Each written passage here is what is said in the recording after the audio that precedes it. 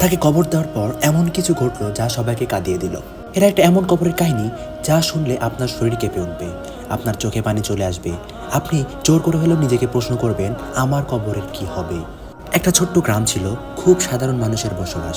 তাদের মধ্যে ছিল একজন যুবক, নাম আমরা বলবো না, কারণ হয়তো এমন যুবক আমাদের চারপাশেও আছে। সে নামাজ পড়তো না, গান বাজনায় মেতে থাকতো, টিকটক, রিল, মেয়েদের সাথে চ্যাট, সিনেমা, রাত জেগে হারাম, এভাবেই চলতো তার জীবন। তাকে সবাই চিনত মজা করা ছেলেটা নামে, কিন্তু আল্লাহর কাছে সে কি ছিল।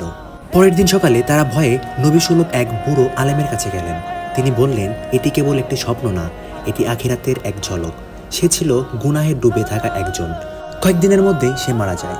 জানাজা হলো, অনেকেই আসলো, কেউ বলল ভালো ছেলে ছিল, কেউ চোখ মুছলো, কিন্তু মানুষের মুখের প্রশংসা কোনো কিছুই না।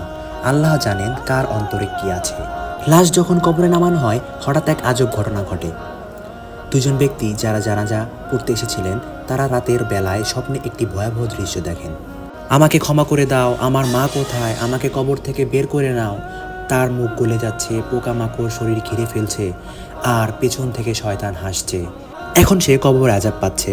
কিছুদিন পর আবার একজন তরুণ মারা যায়, কিন্তু সে ছিল 5 ওয়াক্ত নামাজি, মা বাবা ভক্ত, গোপনে সদকা করত।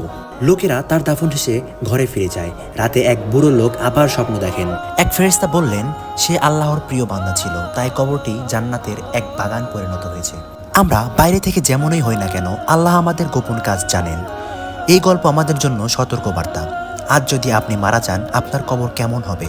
আল্লাহ কি আপনাকে জান্নাতের বাগানে রাখবেন, নাকি আগুনে পোড়াবেন? ভাই ও বোন, কবর হলো প্রথম আখিরাতের ঘর। এখানেই শুরু চিরস্থায়ী জীবনের। আজকে থেকেই ফিরে আসুন, নামাজ শুরু করুন, তওবা করুন, গুনাহ থেকে নিজেকে সরিয়ে নিন।